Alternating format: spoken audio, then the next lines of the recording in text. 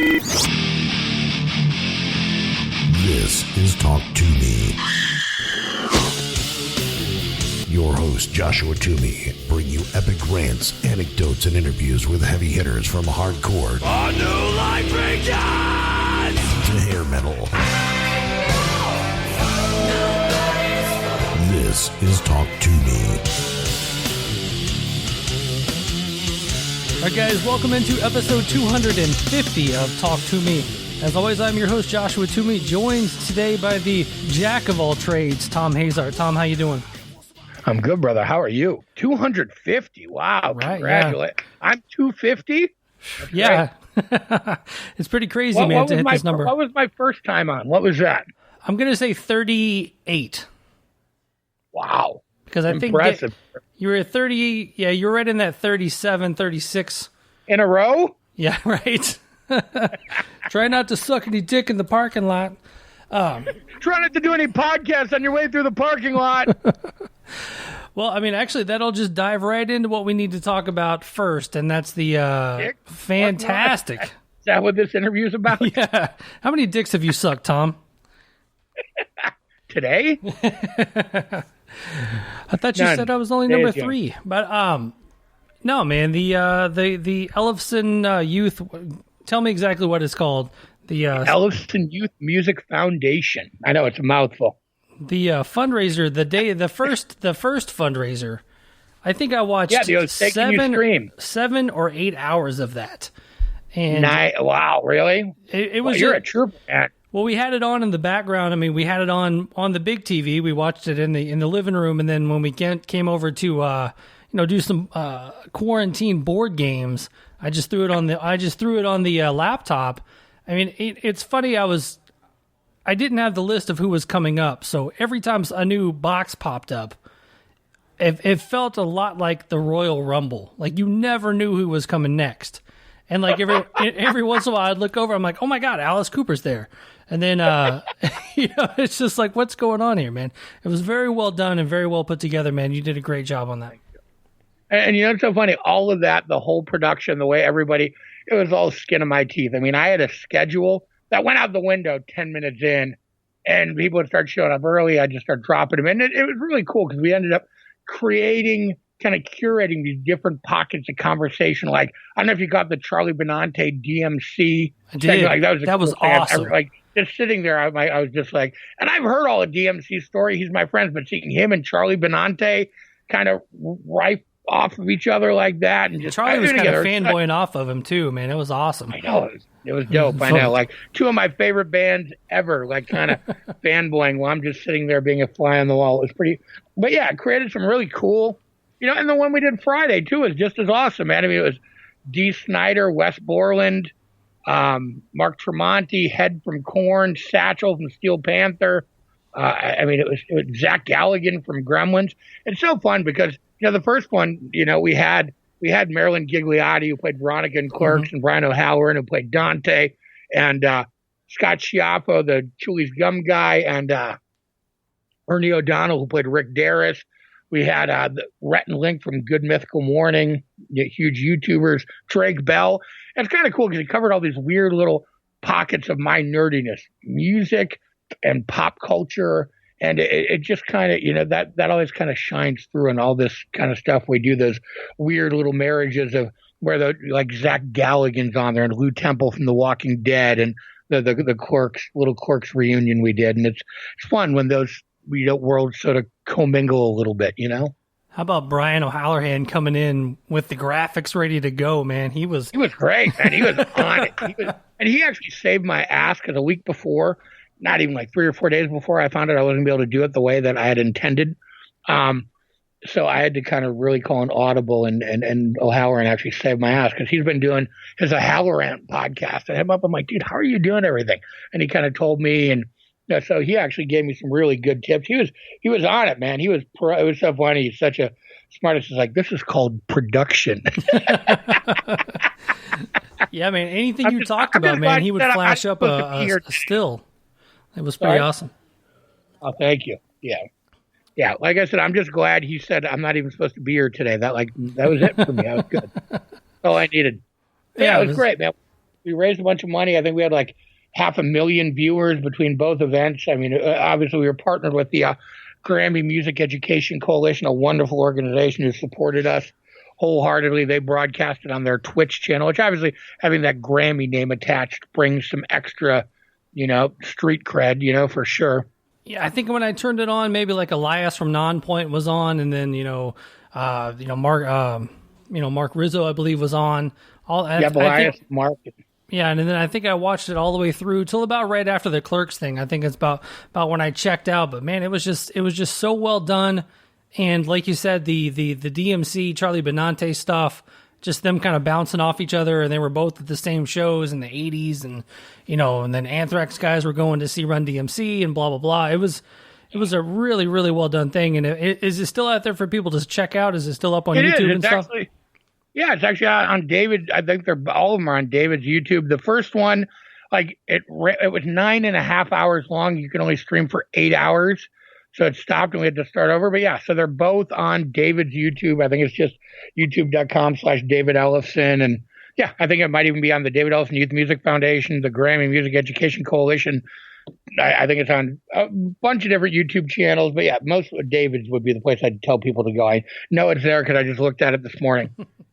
And I think of it seems like a lot of people are going to the internet right now. ESPN's doing some stuff, and a lot of different channels are doing things online. But I think honestly, of all the things I've seen people trying to accomplish from home, that might be the best thing I've seen so far. Wow, thank you. That's a hell of a... Here's the thing.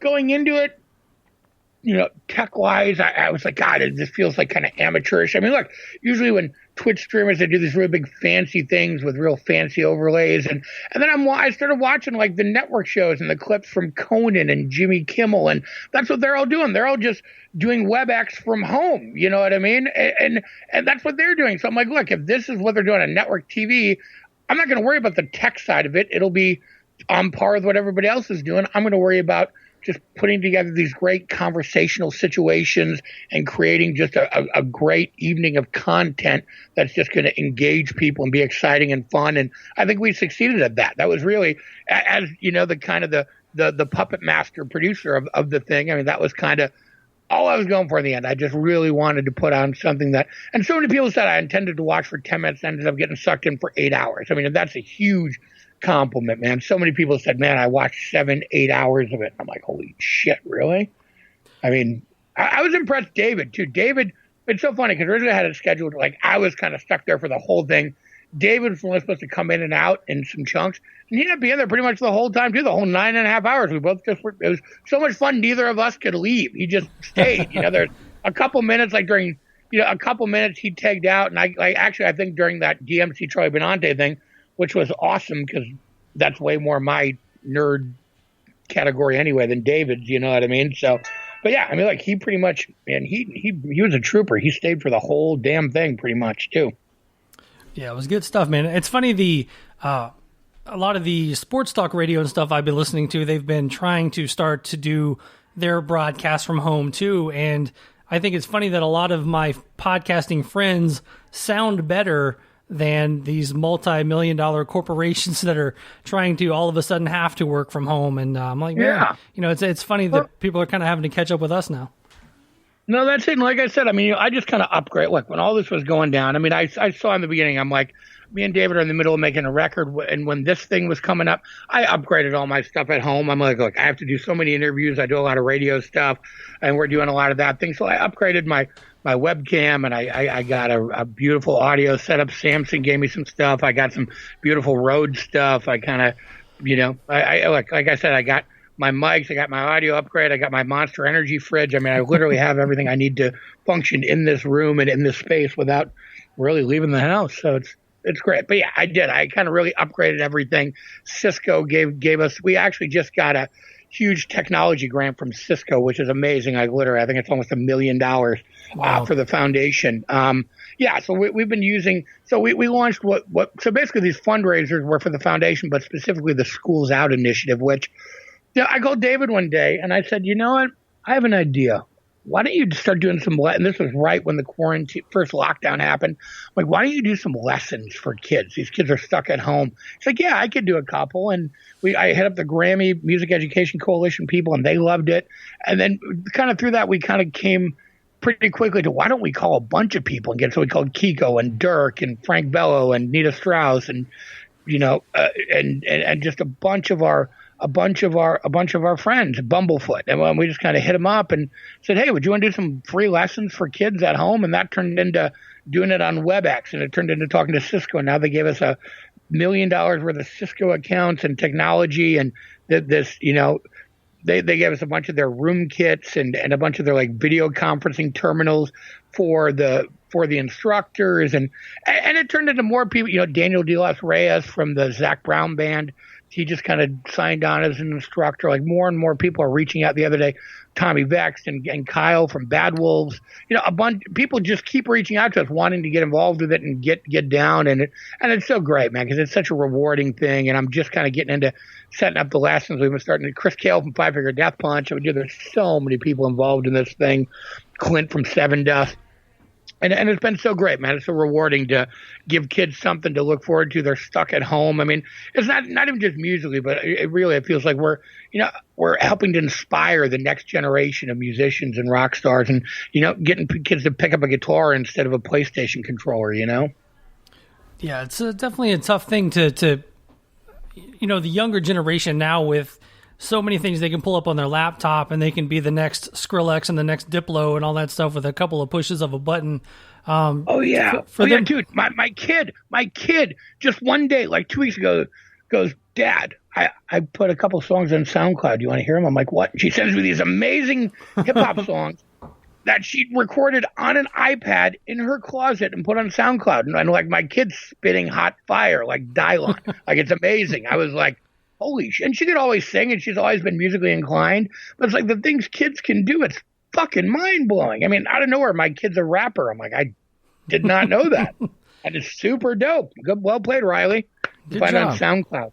Yeah, good job, baby. Yeah, sorry, I didn't mean to cut you off. No, it's just, but sitting down and learning to play an instrument, actual guitar, actual bass, actual drums, it's it's not a overnight thing. And I think with the instant gratification culture that we're kind of in, you kind of gotta really, really want to play guitar, play bass, play drums, and so Dave and you guys putting all this together for them to get online with their heroes and learn from one-on-one lessons with those guys is a pretty amazing thing. I would have killed to have that in the in the 80s and 90s. Me too.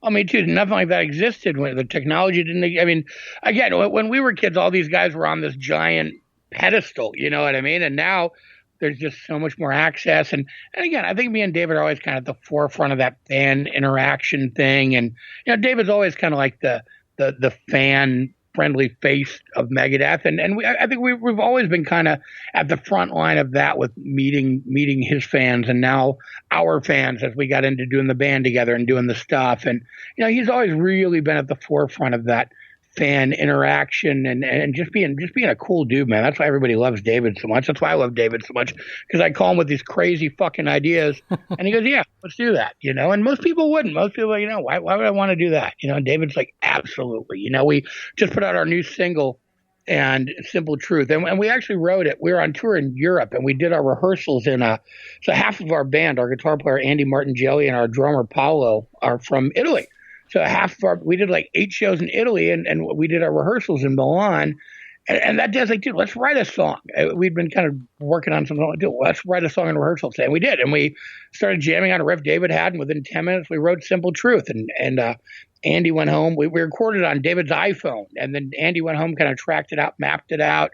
David laid his bass down. I went into the Platinum Underground in Phoenix and did the vocals. And it was done. And it turned out great. But as we were kind of putting a plan together to put it out, I was like, look, we recorded it in Italy. It was written in Italy. Half of our band's from Italy.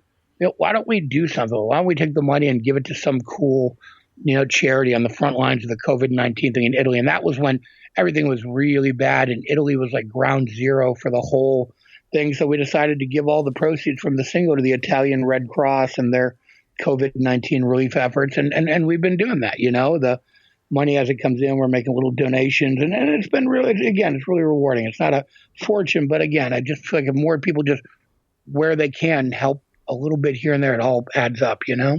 The Simple Truth track, I was talking to you the other day about it with the, David's killer bass line to start it out. Yeah. And even throughout the whole thing, he's doing these like just little tasty lines that, I know. In the last probably about 2 weeks, I've really sat down with David's playing and like attempted to play David Ellefson Megadeth bass lines.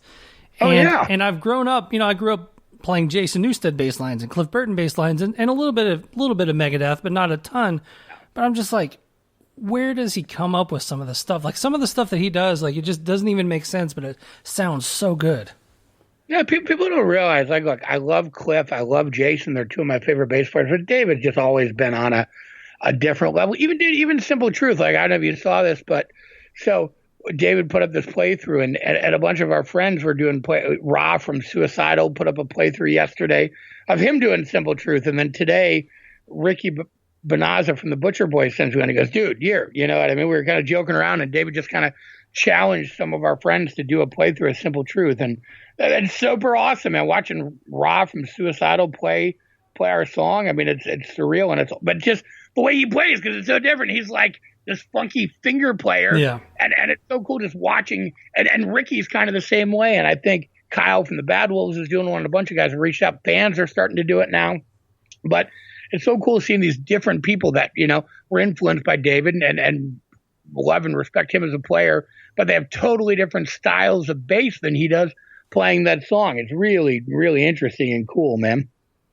And since you've been doing the vocal stuff for the Ellefson project and however you want to call it, but you've been in the music industry for God knows how long. Have you had people kind of reaching out to you like when where was that this whole time, man?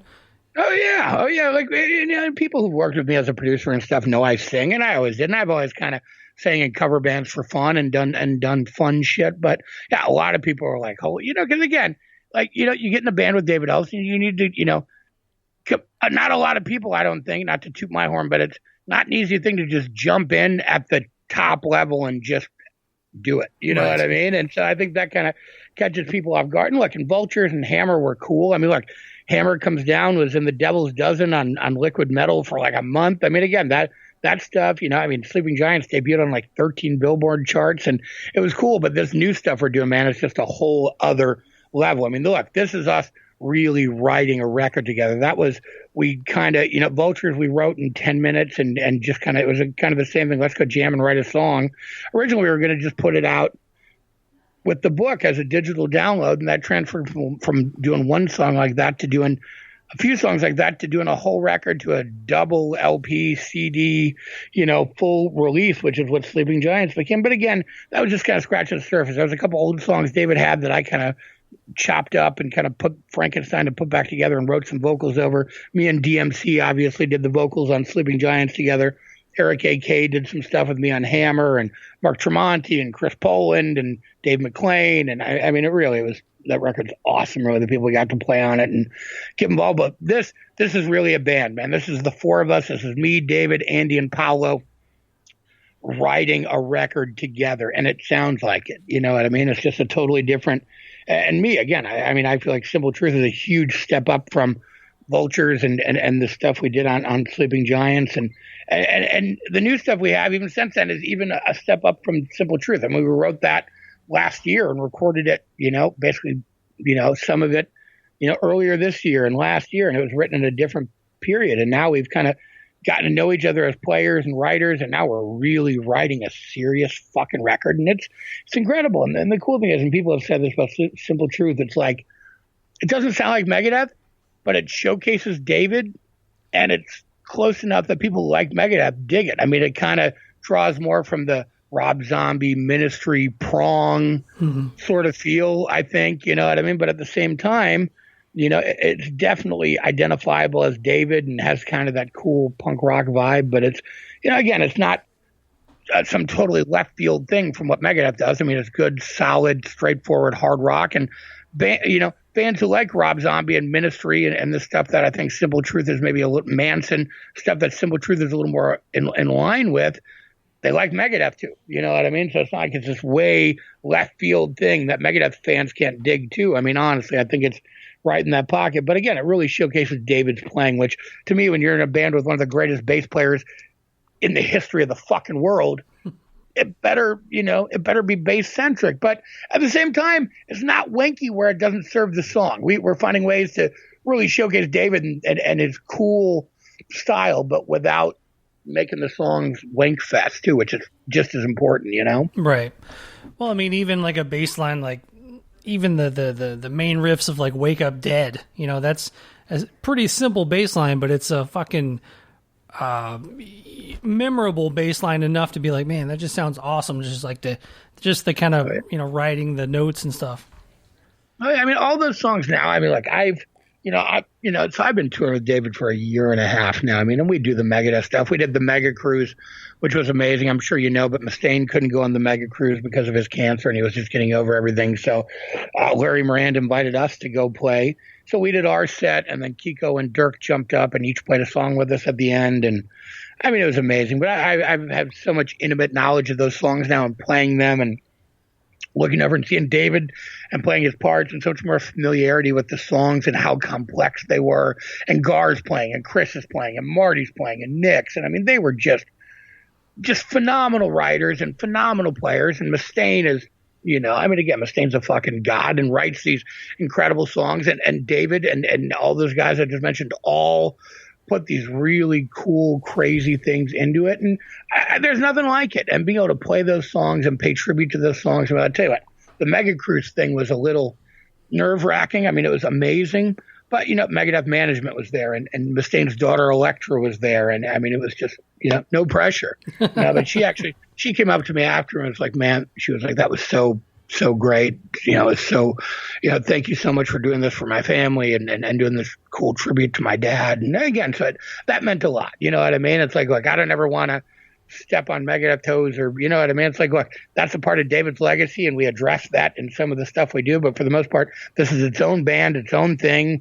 And David's a great writer, man. David wrote some of the greatest stuff. I mean, so, you know, David named Countdown to Extinction. David wrote, you know, So Far So Good So What's like my favorite Megadeth record. I mean, David's written some of my favorite Megadeth tunes. And again, he's a great writer and he's always never really gotten to showcase that. And that's what's so great about this is we really get to showcase David as a writer and just how brilliant he is. You know, it's awesome. He's awesome in Megadeth, but it's cool to kind of rip him away from the shadow of Mustaine a little bit and let the light shine on him and really show what he can do. You know what I mean? I'm so proud to be able to be a part of that. Yeah, and I think since the last time you and I spoke, you know, you did a majority of the touring after that. So, I mean, is this the most extensive traveling you've done, you know, even just as a civilian? Oh, yeah. I mean, look, we toured in the U.S. for 4 months. The book came out last year. Sleeping Giants came out last year. The book, you know, was an Amazon bestseller. We sold out of the first printing in like a week and a half or something crazy. And yeah, so we toured, we did a book tour, we did a bunch of FYE signings, a bunch of stuff, and we toured a bunch in the US. We did some West Coast stuff with Chris Poland, which was amazing. Yeah, then we went to Europe, we did a couple shows in the UK, we did that show with KK Downing and Les Binks and Ripper Owens, that More Live with Death show. So basically, Blaze Bayley opened, then me and David and our band did our set, and then David, Les Binks, Ripper, KK, and AJ Mills did a preset, and then at the end, I went up and me and Ripper did 2 songs together for the encore. It was fucking amazing, man. It was packed, and again, a lot of people were calling it the gig of the year. You know, Burn Magazine in Japan was there. They did a huge feature on it. There's another huge feature in the new Metal Hammer that just came out in Japan, which is awesome, man. I can say, like, look, I'm huge in Japan, you know. It's cool, though, you know, but we're actually supposed to be in Australia and Japan this month, with Chris Poland, actually, who is Chris was going to open. I'm doing double duty. So I've actually been singing for Chris, and we've been writing some stuff together to put some stuff out. And so I was going to do double duty, sing for Chris, and then Chris was going to come up with us in our set and do a couple songs in the end.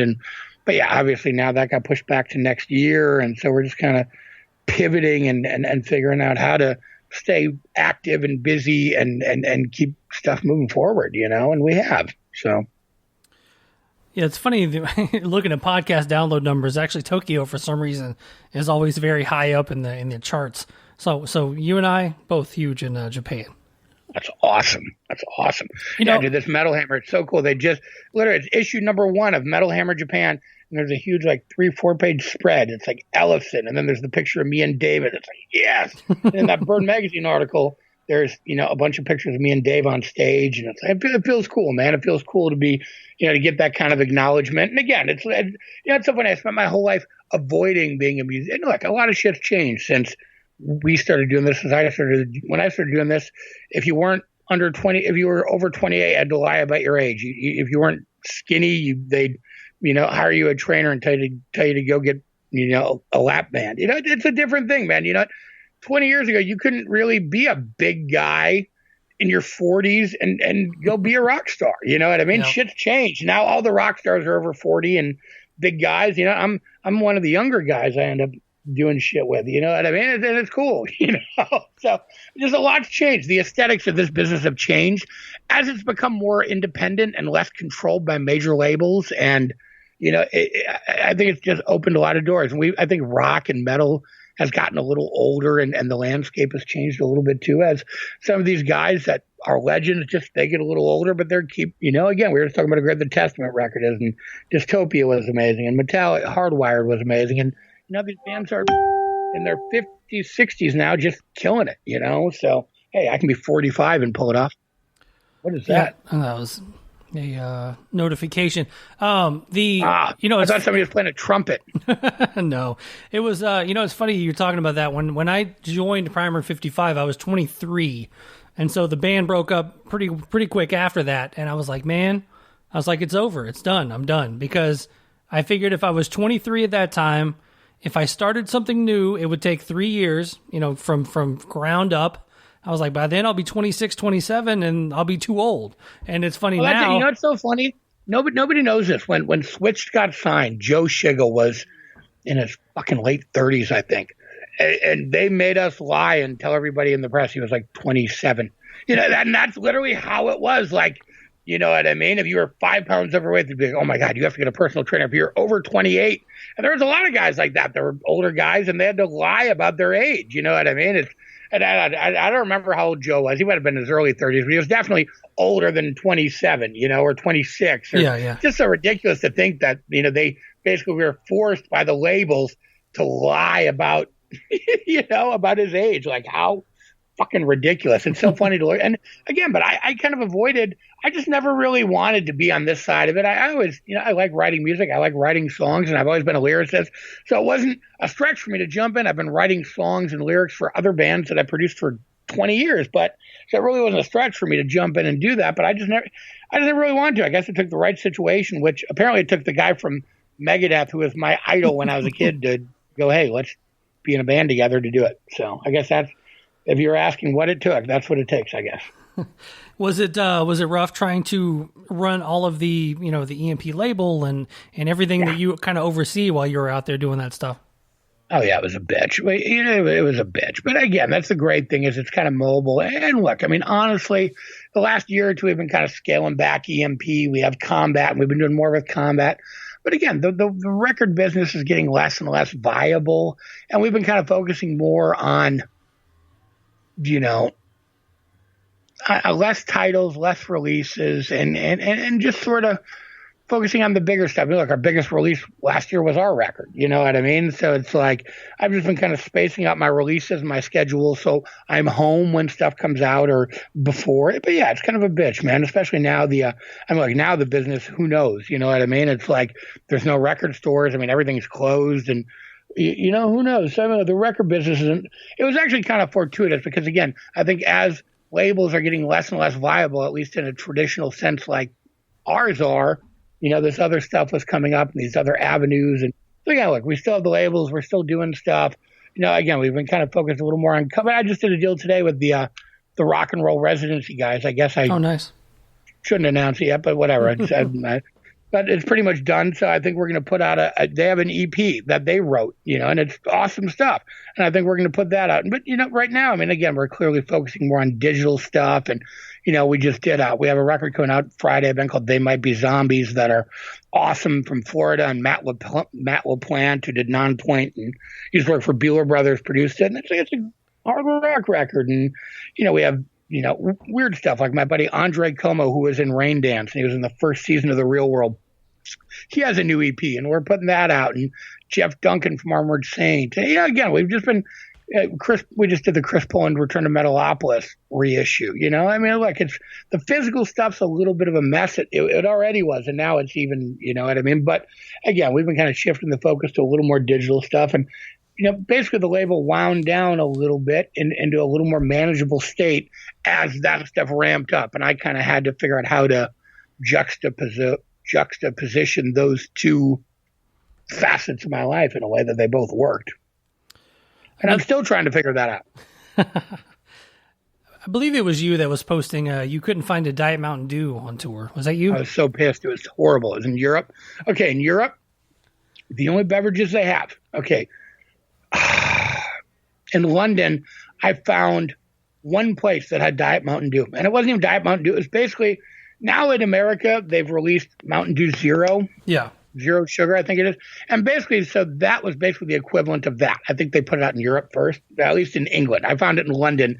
One little convenience store across from our hotel in London had it. But seriously, it's not even just Diet Mountain Dew. All across Italy, the only drinks they have, Diet Coke is. Diet Coke and Coke Zero are the only two soft drinks in the entire country. It's water, Monster, and not sugar-free Monster, and the ones I can drink, just regular green-ass Monster. Diet Coke and Coke Zero and Coke. That's it. Anywhere. That's the only beverage. And it's not like a convenience store here you walk in, they have 30. Nope, you have no options. You have Coke, Coke Zero, and Coke and water. Some places just water. Sometimes they don't even have, sometimes just had Coke and water. No Diet Coke at all. It's just frustrating. Definitely not a place for someone who has a taste for a variety of beverages. Well, yeah, the wife asked me the other day, how, because I drink Diet Mountain Dew all the time. She's like, how long have you been drinking that? And I told her, I was like, you know what? Since about 2004, I've probably had one a day at least. No. Well, I have like 3 sitting on my desk since I woke up today. But they're all half empty because I drink them and then I forget and open another one. I also have a Monster sitting here. See, I have a variety of beverages. There you go. This situation does not present well in Italy. Well, what else you got going on, man? What else is going on? I mean, you're the one of the hardest working men in metal, so what's going on? Again, we've really been focused on the initiative. I'm actually going to the studio Sunday with Matt LaPlante to go track some vocals for the Ellefson record. We got the Simple Truth single out. We actually recorded a Post Malone cover for the record too that is coming out soon. We just kind of got the logistics of that all worked out, so now I can kind of talk about it. And dude, it's awesome. I mean, it's mind-blowingly weird, but it's heavy and it's cool. And dude, I'm a huge fan of Posty, and he's become a friend of me and David, and I love the guy. He's seriously one of my favorite artists, and it was such an honor to do this song, and it turned out so cool, and I just can't wait for people to hear it. So yeah, so we got that coming out. You can actually get a whole Simple Truth EP on Bandcamp, which has live versions of If You Were God and Vultures from Italy, and then the Max Norman remix of Vultures. And yeah, I feel like pretty much is that. Working on this record with David, kind of putting some stuff out here and there, working on the foundation. We actually put up a bunch of eBay auctions today, which is Mark Tremonti gave us one of his signature Paul Reed Smiths, and Alter Bridge signed it for us, and Select Ahead gave us a couple really cool Megadeth prototype things they did. But again, just been kind of doing the fundraising thing for the foundation and kind of really focused on setting up all these lessons and pushing the schools out. And that's really my entire focus right now. A couple record projects, a little bit of PR and some stuff to help pay the bills. But really, again, the foundation and the Ellefson band are really I'm on the phone with David like 7 hours a day. I don't have time to do anything else. Got your Facebook page up, and we have a mutual friend in Lyndon Murphy. How do you know her? Just from when she was Lennon. I think we did some stuff on her record a million years ago when she was on Warner Brothers or Atlantic, whatever label she was on. And yeah, I don't know. We just kind of, she's not like a BFF or anything, but a mild acquaintance from the major label days. But no, she's great and she's super talented. And I didn't know she does music stuff anymore, honestly, but I loved her record that she did. And She was super talented. Yep. Super cool. I played bass for her for a while too. Oh, did you really? Look at you, Mr. Fill-in. You're like the fill-in guy. Right. We need to get you on oh man, my brain. I got up at like 8 o'clock this morning, so I'm already kind of shut down. Got to get you over on the X-Man podcast. You can talk about all the bands you were in. Right, yeah. Yeah, it's funny. Yeah, I've had Doc on here a couple of times, but I've yet to have the invite to come on his show. Right, come on, Doc. What are you doing? Yeah. I love those guys. And those Bad Wolves guys are so cool, and they've been so cool with reaching out about the Tommy Vext reached out personally the other day asking about what he could do, for the school. And we're figuring out a way to kind of work him into it. And talking to Kyle the other day, and he's like, dude, I want to do some lessons. And again, I love those guys, man. I love that band. They're great. And again, all the success couldn't have happened to nicer guys. David loves them too. They just toured Europe with Megadeth and Five Finger Death Punch. And every interview he does, actually last week, I guess it was 2 weeks ago now, David went on Eddie Trunk and premiered Simple Truth. And again, he was raving about the Bad Wolves guys. And I rave about them too, man. I love them. They're great dudes and such a great band. I went and saw them open for Five Finger Death Punch in Madison a couple months ago, and they were just great, man. Such a great band. And again, it couldn't happen to nicer guys, man. Tommy's been busting his ass for all those guys. Doc, Tommy, they've all been busting their asses in the trenches for a long time. So it's about time good things come their way. Yeah, when Tommy came through, when he was singing for Westfield Massacre, he had come on the podcast right before all that happened, and I saw him for a second. Like, I walked into the venue, saw him, I was like, hey man, you were on my show, blah, blah, blah. I had my oldest son with me, and at the time, I guess he was probably 10 or 11, and Tommy took us up on the side of the stage, and then at one point, he brought Blake out on stage and, like, gave him the mic, and so my son got to hype up the crowd a little bit and stuff, so it was a really cool moment, and it was very cool for him to do that. That's awesome. I love those guys. And I do. The other crazy thing is, it's so weird, all these weird things that pop up. So I'm actually now, I've actually been doing some marketing and some dev with this software company in Canada called Imagination Room. And they have a really cool photo app called Pool that's sort of like a photo sharing app where you can kind of, basically you can send groups of photos to a bunch of people. And and they have another really cool, like super encrypted, messenger app called Zero that we've been actually kind of talking to the military and medical fields about implementing there. I mean, it's just such a weird, crazy journey, man. These weird little things pop up and I'm like, yeah, sure. I will help you market your software. You know what I mean? And, again, it's cool. I've been doing this for way longer than I'd like to admit. And, you pick up all these different, schools of knowledge and different little bits of how to do things. And it's all generally, a lot of it is universally applicable to different things, which is great. I'm not as useless as I thought I would be at this point in my life. It's like, I'm thinking, well, you're going to work in rock and roll and never be able to do anything else. But look, I found you can kind of transition from the music thing to other more corporate worlds and just kind of deftly twist back and forth, which is fun for me. I'm not I love music. I love everything, but I've also dabbled in the film business, and me and David actually have our Ellefson films now, and we're producing a couple movies, and we have a couple other projects in development. And, so again, it's a crazy journey. You just never know where you're going to end up. I was looking at some photos the other day. Speaking of photo apps, I was looking the other day, we were at the grocery store and the big, missing persons wall, and there was one photo that jumped out at me, and it was a photo, and the girl in the photo had the dog ears from like an Instagram photo. And I'm like, that's the picture you're going to use as the missing photo thing. And then again today I was looking at something else, and it was like two pictures of the same girl, but one of them was, where she had done like super filtered out her face. And I was like, man, you really need to at least put one or two actual photos of yourself out there, or you're going to end up on the, the missing persons wall with, dog ears and a filter on your face that no one can ever figure you out. When I end up on the missing persons wall, everybody's going to think I'm like 40 pounds lighter than I am, but that's okay. Right. Yeah. Everything's from that MySpace angle kind of up and. Thank you, angles and Photoshop.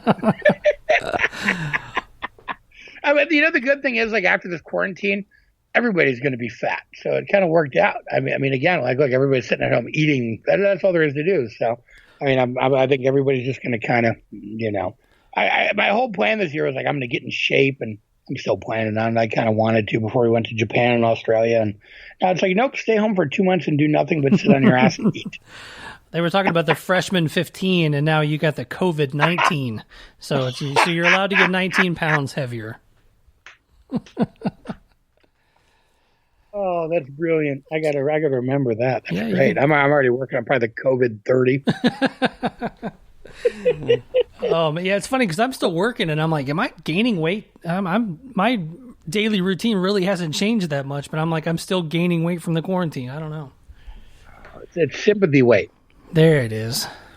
That's probably what it is right there. So what's new with you, Josh Toomey? You tell me about you. Oh man, what is new with me? Got the second podcast going with Ian Wadley of the Rock and Metal Combat podcast. Nice. We've been putting that out, and it's a little bit more him and I just kind of debating on albums and things like that. We just did an episode about Deftones' Koi no Yokum. Wow. Did that album, and we've been throwing out we do suggestions and news and topics. This is a little bit more of a back and forth opinionated podcast, to where this one's always been a little bit more interview based, all that good stuff. So, but yeah, man, if you want some opinions, I can give you some. I mean, I probably Oh man, I asked Ian a question about he lived in Chicago in the 80s and the early 90s, and I've been watching that Jordan documentary, the new Bulls documentary, and I was like, what was it like actually being in Chicago at the time? And he talked for I think 15 minutes and never answered my question. I was just like, all right, so I'm gonna ask you again. Well, the thing that actually, I tell you, the biggest, aside from not being able to go to Australia and Japan, the second biggest thing that pissed me off about the quarantine, one of my buddies, Brandon, works for the Bulls.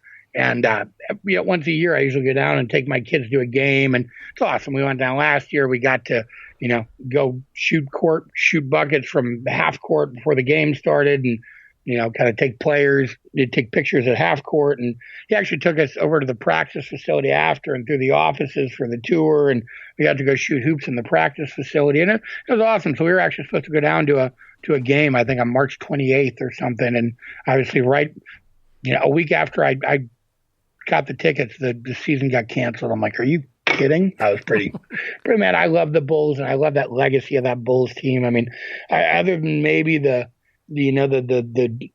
legend era Pistons, man, and maybe the Celtics in their dynasty years. I mean, again, I don't think there's anything that's ever going to touch that Jordan era legacy of the that Jordan Pippen era Bulls legacy ever, man. I mean, unbelievable. Have you to be in that building and see it and feel it? I mean, it's really a humbling experience as a fan, for sure. Have you watched the documentary yet? There's 2 parts of it out. I have not. What's it on? ESPN. It's a 10-part. It's a 10-part documentary. They Jordan and the Bulls in '98 allowed a film crew to film them for the entire season.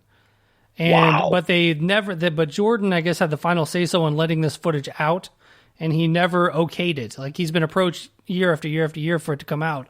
And I guess finally he saw the rise in Netflix and the he saw the rise in Netflix, so he let him put it on ESPN. Well, I think he saw the value in well, it is cool. They said that his cut of this is about $3 million, and he's putting it all towards charities, COVID-19 charities.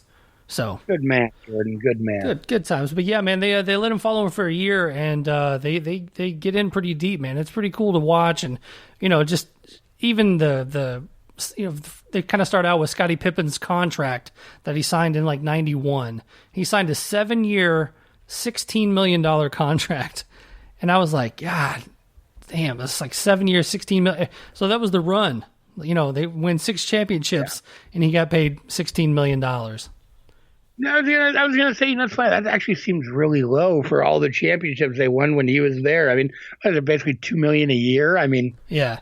Well, they even brought up at one point because he holds. I guess that was in the '90s. Yeah. If you adjust it for inflation, it'd probably more like 30 million, 20 something. It was actually exactly 30 million because we did I looked it up. But it's still they were saying that he was like of all the players, I think he was like the 150th highest paid player. So he holds out and all this other stuff. You know, second best player in the league, and he's all over the place, man. But yeah, it's cool to go back and watch that stuff. I was telling Ian that was the time period where I was so focused on music and metal and playing bass and starting a band and all that stuff that sports just was not on my palette. I mean, where it is now, I love it, but it's kind of cool to kind of go back and watch it and really enjoy it for what it was. Yeah, like I'm from Green Bay, so like the sports is kind of just injected into everything you do, you know. And I've always been, you know, I mean, again, you know, I mean, the closest thing to our team was the Bucks, you know what I mean? So it's like I always kind of gravitated towards the Bulls, and you know, and I had an affinity for the Pistons kind of in their dynasty era too. But like I've always kind of been a marginal sports guy. I love basketball, I love hockey, I love football.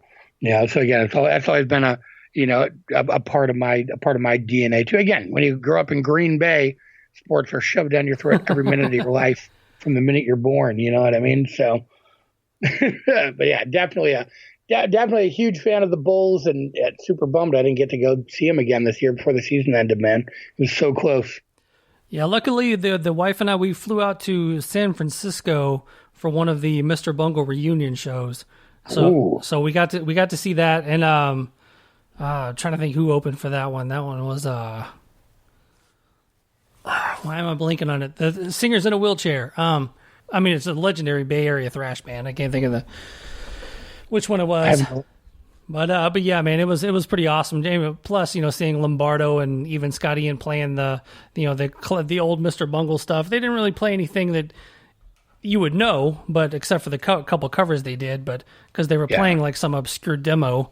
But man, it was still pretty amazing to see. And we got to go see Brian Posehn and Scott Ian at an Amoeba End store and all that stuff. So I mean, we had a good time. But I mean, they literally shut down the country like a week later.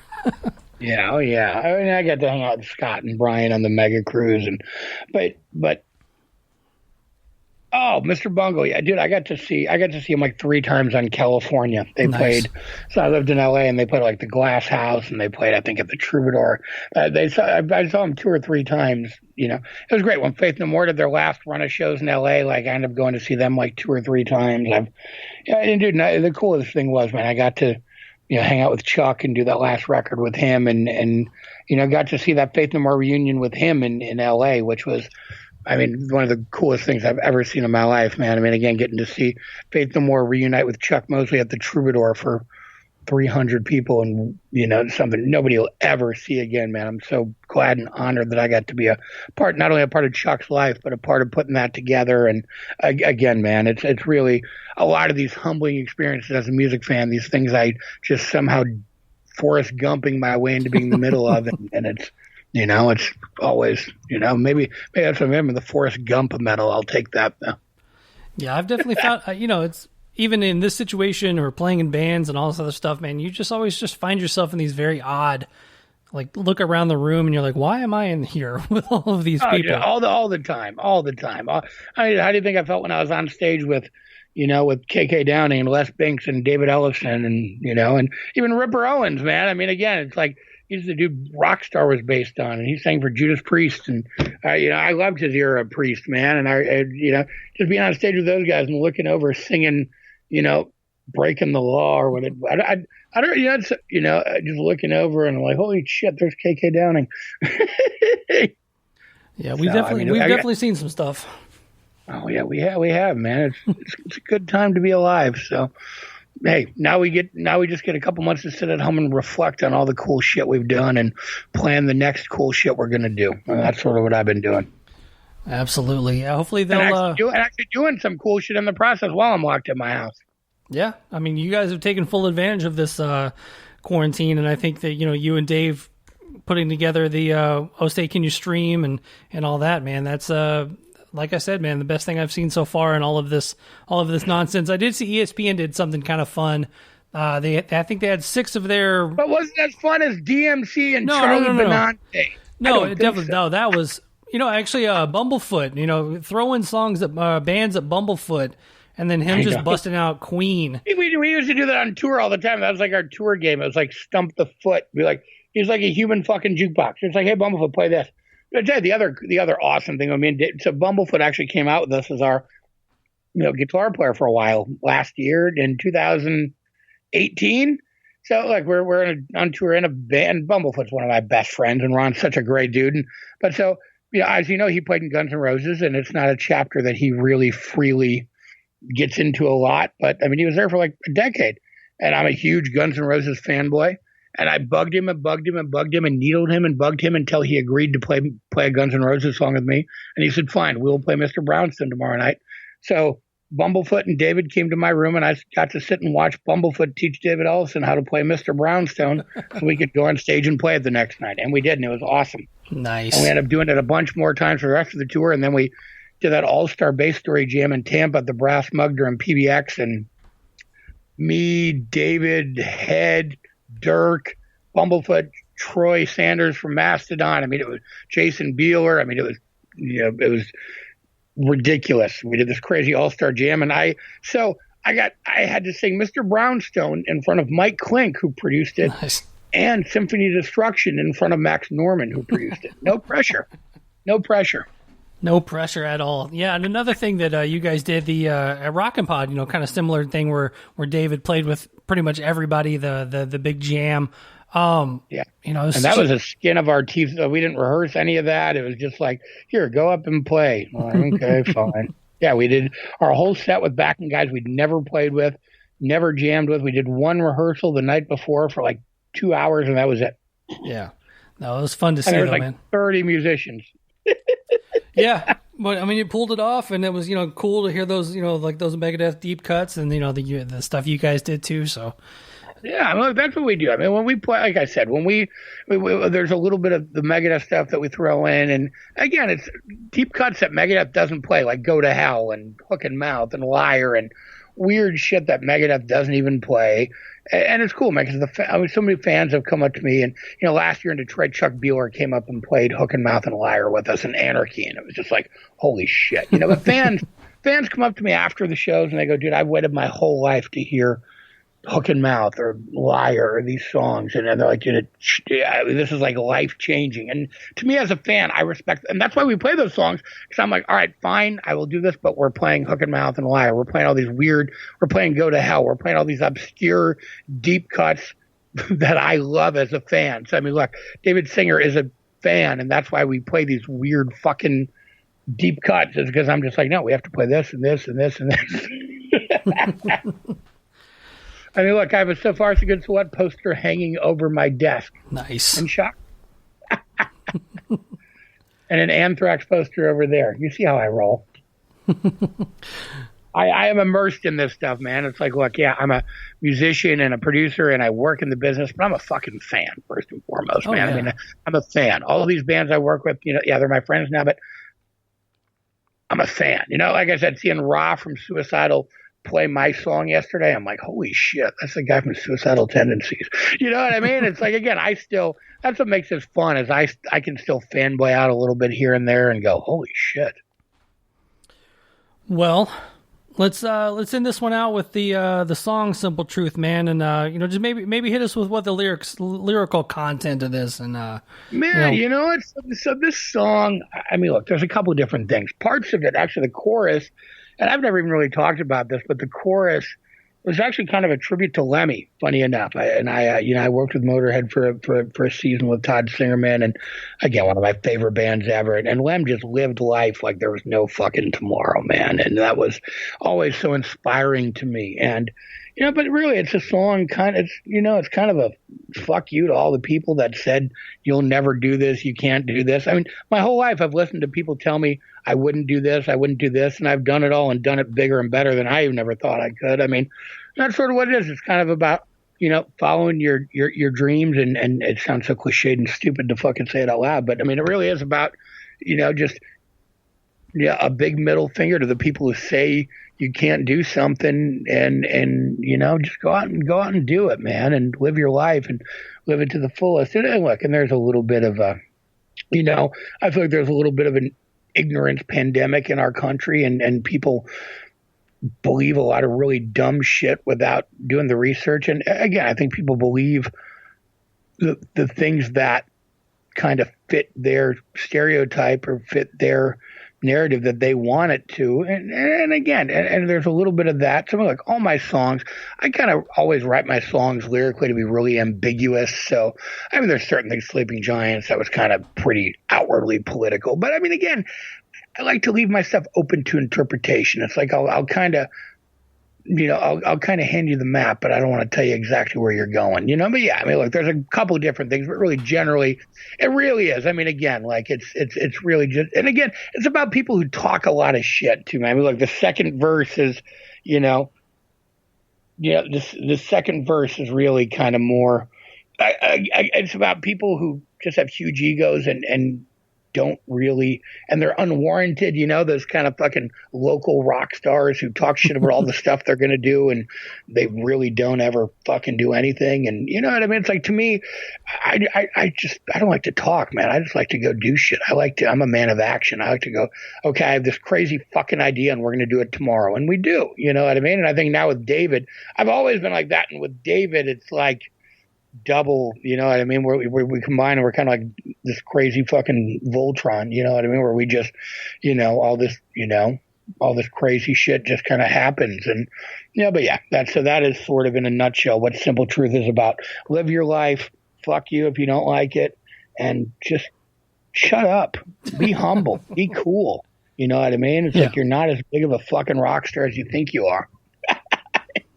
And I know you know some people like that. I know we probably have some mutual acquaintances that kind of fall into that category. And again, you don't know disrespect to anybody. Again, after being around guys like David and Alice Cooper and just KK Downing, these legends of the highest order who have no ego, have no,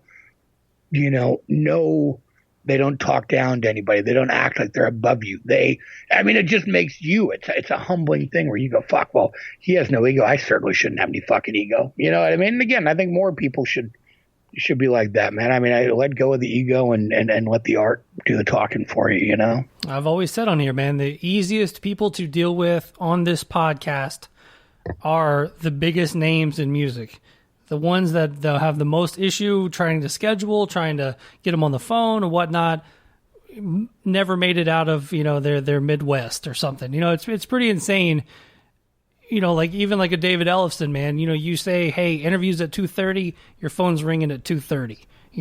I've definitely had some, hey, the interview's at 2:30 and, oh yeah, the guy's like, oh, I'm not even home yet. I'm like, fuck. I mean, look, I'm from the Midwest, and I've worked in, again, my whole life, I'm from a small town where everybody likes to talk shit. Everybody wants to be in your business, and, you play in a bar and play some covers, and you think you're a fucking rock star, and people just, again, I've just dealt with so many of these egotistical, drunken fucking buffoons in my life who, again, I talked about this on another podcast the other day about, again, my position in this business has always sort of been propping other people up. And I love doing it. It's not something, it's always just been what I do. I find bands, I develop them. I basically, in a lot of cases, hand them their entire career on a silver platter.